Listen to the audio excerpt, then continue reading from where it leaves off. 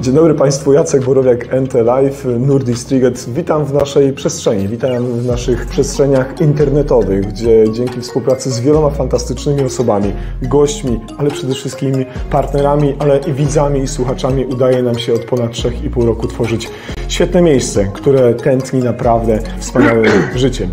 Jest mi niezmiernie miło, że przez ostatni czas zrealizowaliśmy dziesiątki fantastycznych odcinków i jestem przekonany, że kolejny sezon, czwarty, który już rozpoczął się we wrześniu, będzie przynosił również takie ciekawe audycje na żywo realizowane w naszych mediach społecznościowych. Drodzy Państwo, jeżeli macie ochotę, jeżeli macie potrzebę uatrakcyjnić swoje wydarzenia, konferencje, sympozja, szkolenia, webinary, zapraszam Państwa do współpracy. Zapraszam do tego, byśmy razem tworzyli przestrzeń, która rozwija system medycyny przedszpitalnej w Polsce, ale nie tylko, bo jak wiemy, NT Live, Nurdistriget to przecież o bezpieczeństwie mowa. Zatem jestem do Państwa dyspozycji, zachęcam do kontaktu i zachęcam do współpracy. Dziękuję. Pozdrawiam najserdeczniej. Chwileczkę. 3, 2, 1 i jesteśmy. Dzień dobry Państwu, raz jeszcze Jacek Borowiak z wyjazdowego studia NT Live, bardzo na żywo w Grudziądzu w ramach wydarzenia, które dzisiaj swoje 10 lat świętuje, sympozjum naukowo-szkoleniowe, sympozjum ratownicze tutaj w Grudziądzu się odbywa. My mamy okazję pokazywać Państwu to, co się wszystko dzieje na sali wykładowej. Mamy też okazję pokazywać Państwu rzeczy, które się dzieją w kuluarach, ale też, drodzy Państwo, mamy możliwość porozmawiać z gośćmi, którzy zaszczycili swoją obecnością właśnie sympozjum. Drodzy Państwo, z Państwem i z nami jest podsekretarz stanu w Ministerstwie Zdrowia, pan doktor nauk medycznych, pan Marek Kos, którego bardzo serdecznie witam w naszym studiu. Dzień dobry Panie doktorze, dzień dobry Panie Ministrze. Dzień dobry Panu, dzień dobry Państwu. Cieszę się, że Pan odwiedził nasze sympozjum i jakby kontynuuje Pan taką tradycję, że właśnie w Grudziądzu pojawiają się nasi szefowie. Szefuje Pan ratownictwo medyczną między innymi i fajnie, że znajdujecie Państwo czas, żeby przyjechać do takich miejsc, do takiego miejsca, żeby podkreślić znaczenie imprezy, ważność takiego wydarzenia, ale też się z nami w jakiś sposób integrować, za co bardzo dziękuję. Nie, no oczywiście takich wydarzeń jest sporo, no ale coś takiego jak jubileuszowe już 10. sympozjum naukowo-szkoleniowe ratownicze, no to jest coś bardzo dużego, dlatego no bez wątpienia chciałem tutaj być, przyjechać, porozmawiać, tym bardziej, że z pewnego punktu widzenia żyję ratownictwem, dlatego że jestem lekarzem chirurgiem, który spędził wiele lat w karetce, jeszcze dłużej na SOR-ze, także znam tą specyfikę pracy, te problemy. Stąd też i te problemy chcę rozwiązywać, które się pojawiają. Wspomniał Pan o swoich doświadczeniach związanych z opieką przedszpitalną, tą karetkową. Jak Pan tak obserwuje to, co mamy teraz, a to, co Pan pamięta ze swoich pierwszych dyżurów, to takie dwie ekstremalne rzeczy, które najbardziej się Panu rzucają teraz na myśl. To co to takiego jest? To są... Teraz? Tak? A co teraz, było? No teraz, po prostu, jeżeli patrzę na te karetki, na wyposażenia, te możliwości, które dają, to po prostu jest to coś niesamowitego. Jak przypomnę sobie ten rok 1995, kiedy wsiadałem do karetki reanimacyjnej, którą była Nysa, no to wiecie Państwo, że wszyscy wiecie, że to były całkiem inne czasy, inne możliwości i ratunkowe, jak również dojazdowe. To był inny świat, jeżeli chodzi o ratownictwo. Wtedy można powiedzieć, że ratownictwa nie było. Często się mówi, że jest czasami zbyt dużo sprzętu, a nie zawsze talentu. A co Pana bardziej satysfakcjonuje? Rozwój technologiczny w medycynie przedszpitalnej, czy kadry, inwestowanie w ludzi i rozwój zawodów związanych z PRM-em? Ale nie, to musi iść jedno z drugim bardzo ściśle powiązane, no bo oprócz tej infrastruktury, no może nie infrastruktury, tego sprzętu, który jest użytkowany do ratownictwa przedszpitalnego, bardzo ważne jest właśnie szkolenie, wiedza, nauka i rozwój samych ratowników, czy też lekarzy, czy pielęgniarek, no tych pracowników wszystkich systemów. To jest równie ważne jak ten sprzęt. Dzisiaj w trakcie inauguracji naszego sympozjum przedstawił Pan prezentację, w której pokazał Pan stanowisko ministerstwa, w którym kierunku chcecie Państwo, żeby podążało ratownictwo medyczne w przyszłości. Powiedział Pan o wielu bardzo ważnych rzeczach, między innymi edukacja, między innymi studia drugiego stopnia. To wszystko możecie, drodzy Państwo, zobaczyć w tej naszej relacji, te punkty, one są na tej prezentacji. Ale ja bym chciał zadać Panu pytanie, jak to rzeczywiście robić i jak to przeprowadzać, żeby ten czas zmian nie był tak długi, jak jest teraz. Przyglądam się ratownictwu medycznemu od już ponad 20 lat. Od 11 lat jestem poza systemem polskim. Złośliwi mówią, że jestem najbardziej poinformowanym ratownikiem medycznym, który nie pracuje w polskim systemie, może przez naszą dziennikarską pracę. Ale często piszą do nas widzowie i słuchacze, że te procesy zmian trwają zbyt długo, są to zbyt newralgiczne rzeczy i efektów po prostu nie ma, a wiele rzeczy jest palących. Tak jak Pan powiedział, dużo z rzeczy, ale jak to robić, żeby to przyspieszać? Jak to robić, żeby przyspieszyć? To jest właśnie bardzo dobre pytanie. Po prostu trzeba w jakimś sensie tym żyć i dawać sobie też terminy, kiedy to jest do zrealizowania, żeby to nie było tak, że tak, jest to do zrobienia, zróbmy to, rozmawiajmy o tym, bo to trochę za mało. Trzeba terminy i determinację, żeby to się ziściło. Stąd też nawet na dzisiejszym wykładzie mówiłem, że dla mnie są pewne daty, pewne terminy, których się trzeba trzymać, ale jeżeli te terminy są przedłużane od kilku lat, to nie ma sensu i trzeba po prostu je zamknąć i skończyć nawet do końca tego bieżącego 2024 roku. Jeżeli chodzi o sam system kształcenia, ja byłem na rozmowach w Ministerstwie Nauki i Szkolnictwa Wyższego, bo tam powstają programy dotyczące studiów, jak również zapadają decyzje. To nie w Ministerstwie Zdrowia, tylko w Ministerstwie Nauki i Szkolnictwa Wyższego, bo szkolnictwem wyższym oni się zajmują. Stąd też byłem w ministerstwie po to, by te prace na tym drugim stopniu kształcenia ratowników przyspieszyć. No i jest efekt. Mamy w tej chwili w konsultacjach zewnętrznych projekt rozporządzenia ministra nauki i szkolnictwa wyższego. No i bardzo dobrze. Będzie ten kierunek otwierany. No pewnie nie w tym roku. Najprawdopodobniej będzie to rok akademicki 2025-2026, ale to już wiemy. To już wiemy, że to jest najpóźniej, no i może z drugiej strony jest to optymalny termin, bo jesteśmy w stanie się dobrze przygotować do naboru. Czy będą jakieś konsultacje społeczne ze środowiskiem ratowniczym, jak powinno wyglądać program kształcenia, jak powinien wyglądać zakres tego materiału, który znajdować się powinien w trakcie programu kształcenia drugiego stopnia? Dlaczego to pytam? Dlatego, że w trakcie audycji NT Live, kiedy rozmawiamy na różne tematy związane z medycyną stanów nagłych, gościmy przeróżnych właśnie gości, to widzowie i słuchacze pytają, proponują pewne rzeczy. Czy będzie środowisko czy będziecie chcieli Państwo nas wysłuchać i wziąć pod uwagę to, co sami ratownicy medyczni proponują? Czy to będzie trochę bardziej narzucone? Tak ma być i już. No myślę, że przez jakiś ostatni okres kilku lat, to wiele osób się do tego przyzwyczaiło, że będą pewne rzeczy narzucane. Natomiast od kilku miesięcy nie. Tutaj jest przede wszystkim rozmowa z środowiskiem, konsultacje, uzgodnienia.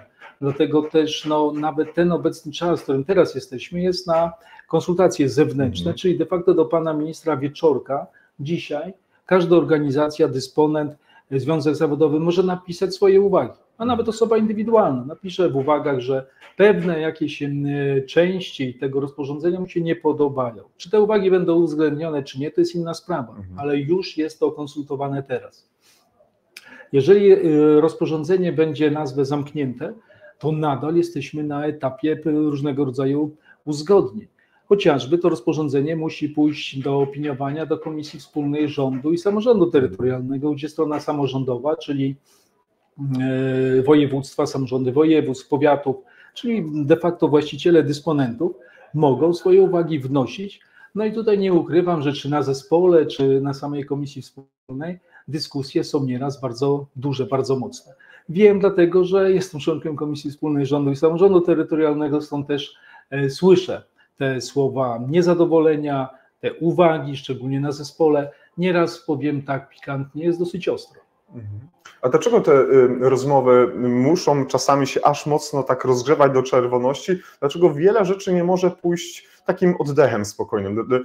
Żeby nie użyć słowa medycznego, nie jakiś patologiczny oddech, ale normalna ta fizjologiczny zakres, tak jak pacjent normalnie nam oddycha, a czasami po prostu musi się coś takiego zadzieć, jakieś ogromne ciśnienie powstać, żeby pewne rzeczy powstawały. Dlaczego wiele rzeczy nie możemy w sposób taki prosty... No, ja może o takich radykalnych przypadkach mówię, z reguły jest na spokojnie i jak jestem na komisji, to po prostu te projekty rozporządzeń różnych ministerstw przechodzą bez uwag, bo jeżeli coś się dzieje, to właśnie na zespole. Natomiast co tak najbardziej może nakręcić chociażby stronę samorządową? No kwestia chociażby jakiegoś braku terminowości, kiedy rząd przyspiesza, chce coś szybciej zrobić, pominąć pewne konsultacje. Wtedy jest ostro, no bo każdy po prostu chce, żeby był ten oddech, o którym Pan mówi, że można było poczekać, przedyskutować, wysłać uwagi, poczekać na odpowiedź. Tylko z drugiej strony, jak Pan zauważy, to trochę będzie trwało, nie? Bo to nie będzie trwało 4, 6, 8 dni, tylko będzie trwało czasami 4, 6, 8 tygodni. No i to już od razu też budzi pewne emocje, czemu to tak długo trwa. Druga sprawa, no są też i takie, może nie ustawy, ale ustawy też, ale rozporządzenia, które są tak społecznie bardzo dyskusyjne. No tutaj akurat jest kwestia chociażby tego rozporządzenia, które mówiło o klauzuli sumienia. Bo o ile mają pracownicy medyczni, o ile mają lekarze, no to szpitale mają udzielać świadczenia, a nie, prawda, podpierać się klauzuli sumienia nie ma szpital. No i to też było dosyć mocno na komisji, akurat w tym przypadku. No bo to w co bije? Przede wszystkim bije szpitale, bo jeżeli jest zagrożenie takie, że będzie kara z Narodowego Funduszu Zdrowia albo rozwiązanie umowy, no to strona samorządowa protestuje, no bo to bije finanse szpitala. Dlatego no, dyskusje są, dobrze, że one są, bo widać, że po prostu wiele podmiotów, wiele osób się tym interesuje, tym żyje.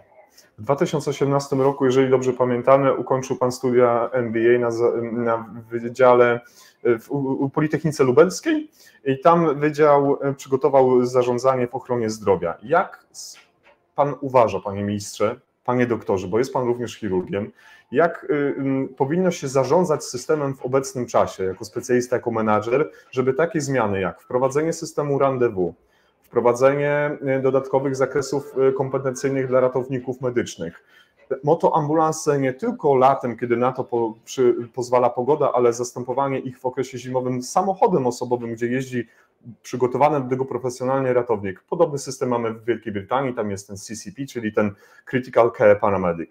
Jak Pan uważa, te zmiany najbardziej naglące jako menadżer jesteśmy w stanie wprowadzić realnie do polskiego systemu ratownictwa, czy będziemy w dużej części o nich po prostu mówić? Bo to są zmiany bardzo duże, bardzo często. Ale wie Pan, to wszystko zależy też i właśnie od determinacji osób, które chcą to wprowadzić. No ja, tak jak dzisiaj wielu osobom mówiłem, no z tym systemem ratownictwa jestem bardzo związany i zawodowo, i emocjonalnie, ale też i rodzinnie. Znam po prostu ten system. Nie powiem, że wiemy o wszystkich jego bolączkach i wszystkich mocnych stronach, bo pewnie nie. Natomiast trzeba rozmawiać właśnie z środowiskiem ratowników, dysponentów, z konsultantami i wydyskutować najlepszy model do wdrożenia, spisać go, no i właśnie dać sobie terminy, wpisać sobie daty, do kiedy to trzeba zrobić. Jeżeli coś idzie wolniej, jeżeli coś nie idzie, po prostu użyć wszelkich innych metod, żeby po prostu na etapie innych ministerstw, Kancelarii Prezesa Rady Ministrów, czy Stałego Komitetu Rady Ministrów, żeby to przyspieszyć, bo to w niektórych miejscach może utknąć. Może po prostu być nie tyle zapomniane, co gdzieś odłożone. Trzeba po prostu tego pilnować. No jeżeli patrząc się na mnie, jeżeli nadzoruję Departament Bezpieczeństwa, właśnie w tym ratownictwo medyczne, lotnicze pogodowe i ratunkowe, mi na tym zależy, żeby to szybko szło. Dobrze dla tego obszaru jest dobrym to, że jestem w stałym komitecie chociażby Rady Ministrów i wiem, jak to szybciej przeprocesować. Wrócę do wątku studiów magisterskich. Mówimy o studiach magisterskich, tym master degree na poziomie prehospitalnym. A co zrobić z ratownikami medycznymi, którzy już posiadają studia magisterskie, nie z prehospitalu, ale są w systemie? Jak tutaj poddać proces dopasowania ich kompetencji wynikających z wykształcenia, ze stopnia naukowego do oczekiwań systemowych, bo za chwilkę, jeżeli przygotujemy program kształcenia, to co robić z osobami, które już mają studia magisterskie na bardzo pokrewnych kierunkach, ale nie są to studia magisterskie związane z prehospitalem. Ja rozumiem tutaj akurat to zagrożenie, no bo jak do tej pory nie było drugiego stopnia z ratownictwa, no to podpierano się różnymi innymi metodami, między innymi chociażby zdrowiem publicznym, Na przykład? Tak. które było dostępne jako kierunek, gdzie można było zrobić drugi stopień. No ale tu nie możemy uznać tego za równoważne w żaden sposób. Dlaczego? Dlatego, że nie uznam położnej uprawnień pielęgniarki albo odwrotnie, prawda? Także to akurat nie wchodzi w grę. Mówiąc na skróty, ale też i szczerą prawdę, studia magisterskie będą trwały 4 semestry. Nie jest to bardzo długo.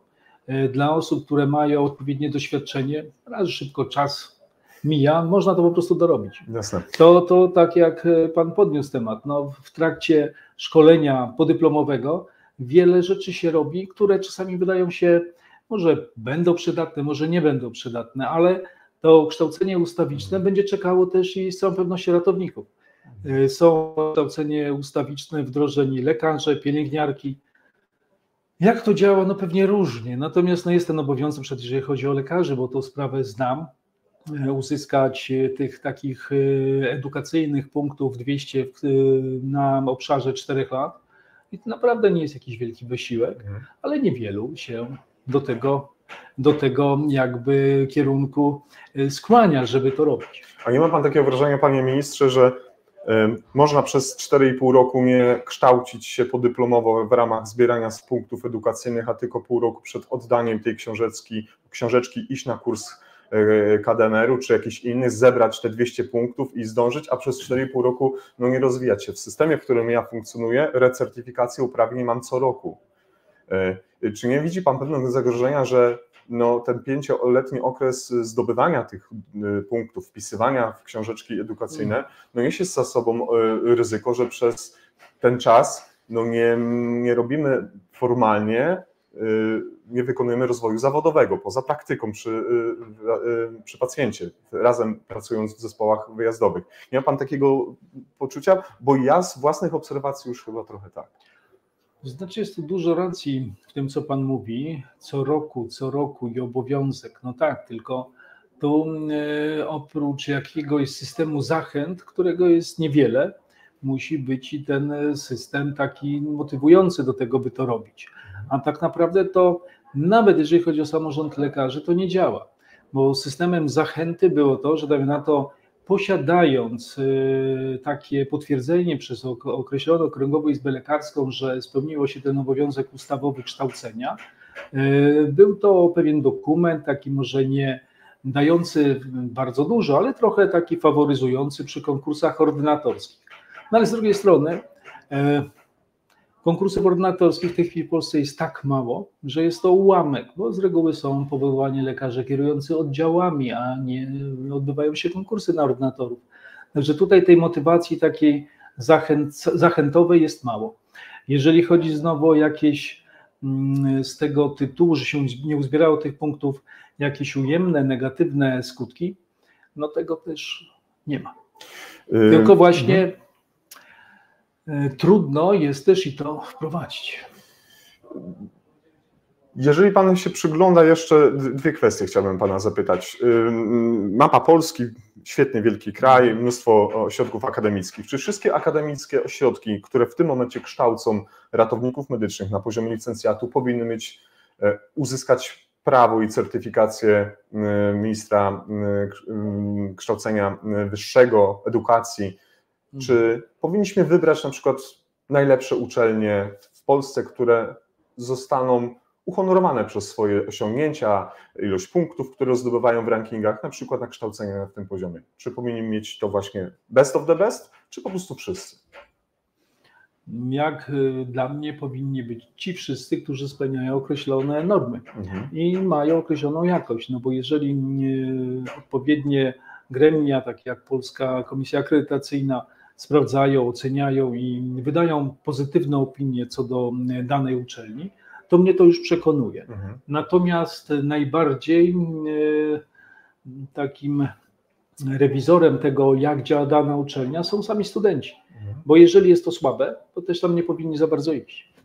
A nie ma pan czasami wrażenia, że troszkę idziemy na skróty i szukamy sobie łatwych rozwiązań, żeby w tym obecnych czasach trochę sobie ułatwić taką drogę kariery zawodowej i właśnie może Ministerstwu Zdrowia, między innymi jako nasze ciało nadrzędne, to też państwu powinno zależeć na jakości, a nie tylko nam, kiedy się kładzie na nasze barki dbałość o pacjenta, o wykonywanie procedur, ale też żebyśmy mieli poczucie, że państwu jako Ministerstwu Zdrowia zależy na tym, żeby ta jakość była, a nie jakość to było. Nie, to co powiedziałem wcześniej, jakość jak najbardziej. Jeżeli odpowiednie organy, takie jak właśnie PK, opiniują pozytywnie, to ja nie widzę tutaj żadnych zastrzeżeń dla danej uczelni. Natomiast mam obawy, że jeżeli zrobimy tylko kilka czy kilkanaście takich ośrodków w Polsce, to może będzie tutaj bardzo wysoka jakość tego kształcenia, ale znowu będą ograniczone możliwości ilościowe. No bo to tak jak przy tych uczelniach medycznych, które kształcą lekarzy. Jest 9 takich ośrodków, uczelni akademickich kształcących lekarzy, ale wydolność ich jako jednostek jest ograniczona. Jeżeli potrzeba nam więcej lekarzy, to trzeba było te inne wydziały, kierunki lekarskie potworzyć, zaczynając od Olsztyna, przez Rzeszów, Kielce, Zieloną Górę, teraz Radom czy inne nowe, które weszły. No i one też są potrzebne. Jest takie zapotrzebowanie, bo młodzi ludzie chcą się kształcić, chcą iść w kierunku zawodów medycznych, im to umożliwmy. Dzisiaj o godzinie 19 w 100. odcinku NT Live będę miał przyjemność i wielki zaszczyt i też frajdę gościć dwóch panów profesorów, pana profesora Jerzego Roberta Ładnego, konsultanta krajowego w dziedzinie medycyny ratunkowej i wieloletniego dyrektora Lotniczego Pogotowia Ratunkowego, pana profesora Roberta Gałązkowskiego i będziemy rozmawiać o przyszłości medycyny ratunkowej i ratownictwa medycznego. Z pewnością te pytania będą zadawane różne od widzów i słuchaczy, bo już mamy ogromne zainteresowanie tym tematem. Już teraz dostajemy informację, że już są gotowi nasi widzowie i słuchacze w blokach, ale zadam to panu pytanie na koniec. To jakby pan chciał, żeby ta nasza przyszłość wyglądała?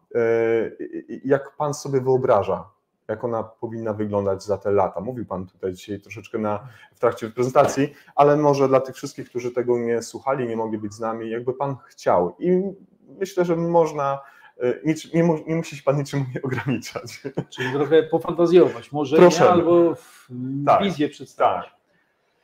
To, co mówiłem na samym spotkaniu, te lata 90., kiedy ja zaczynałem pracę jako lekarz, to było dla mnie też ciekawe doświadczenie. Z obserwacji tej 30-letniej widzę, że to naprawdę był lekarz, jego decyzyjność, jego możliwości, później przepaść i dopiero inne zawody medyczne. To musi być wszystko blisko siebie. Tu muszą być zespoły bardzo mocno wykształconych ludzi z odpowiednimi kompetencjami, kwalifikacjami, specjalizacjami i to powinno działać wspólnie razem, gdzie niektóre kompetencje powinny być przejmowane i wykonywane przez inne zawody medyczne. Czy ratownik z licencjatem może przejąć pewne obowiązki, zadania lekarzy? Jeżeli patrzymy tak wstecz, trochę przejął, dlatego że jego decyzyjność jest w zespole podstawowym, on w zasadzie tam decyduje o tym, co robi. Natomiast faktem jest, że już się pojawia zespół specjalistyczny z lekarzem, to już tę decyzyjność ma lekarz. To teraz tak, wracając do tej mojej wizji.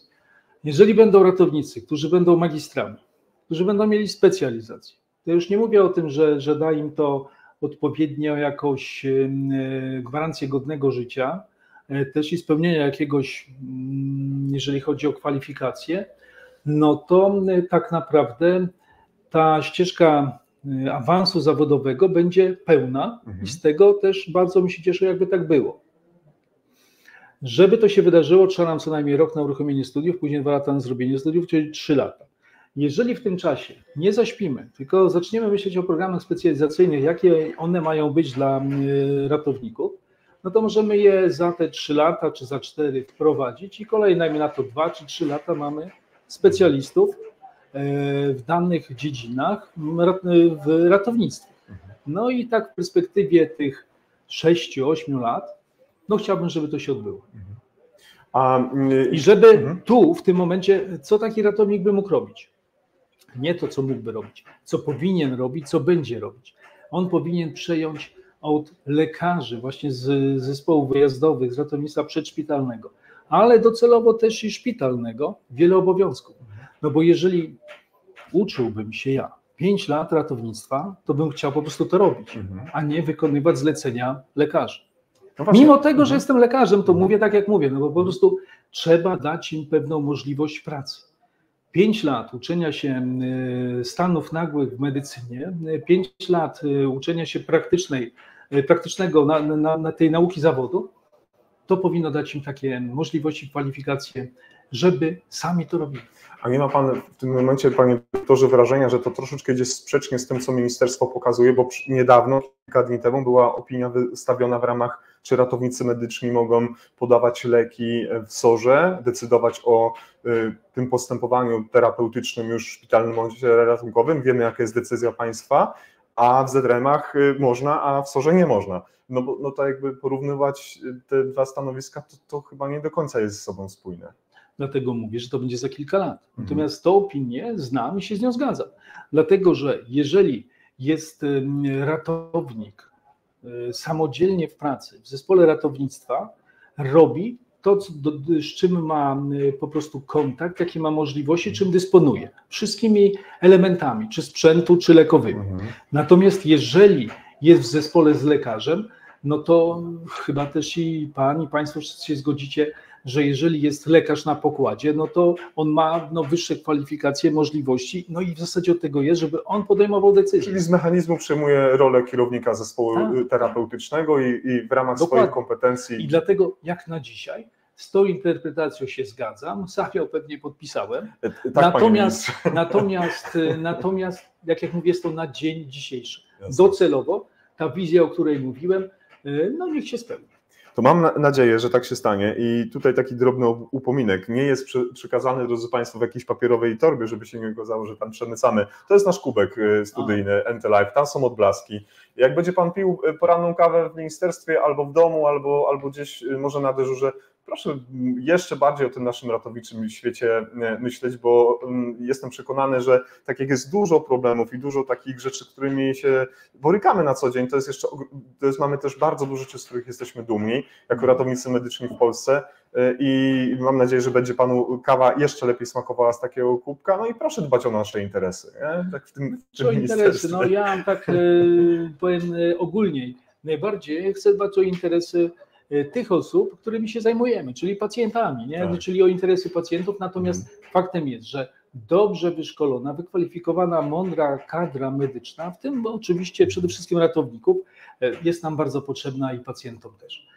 Także będę o to dbał, dbam, no i myślę, że pójdzie to w dobrym kierunku. Bardzo serdecznie Panu dziękuję za wystąpienie, za przyjazd do Grudziądza, za to, że poświęcił Pan swój czas.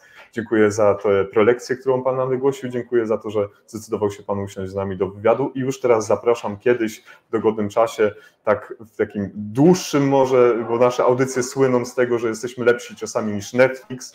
Kilkadziesiąt minut można podyskutować i też proszę, pozwolę sobie zwrócić Pańską uwagę na naszą przestrzeń, żeby można było korzystać do tego, żeby łączyć się z tym ratowniczym światem. Drodzy Państwo, Państwa i moim gościem był podsekretarz stanu w Ministerstwie Zdrowia, pan doktor nauk medycznych, pan Marek Kos, któremu bardzo serdecznie dziękuję za rozmowę. Wszystkiego dobrego, panie ministrze. Dziękuję Panu, dziękuję Państwu. Kłaniam się. Do zobaczenia, drodzy Państwo, do kolejnego wejścia, do kolejnego wywiadu. Jestem przekonany, że już za moment, już za chwilkę będziemy, drodzy Państwo, mieli okazję porozmawiać z bardzo ciekawym gościem. Wszystkiego dobrego, pozdrawiam Państwa najserdeczniej. Do usłyszenia i do zobaczenia.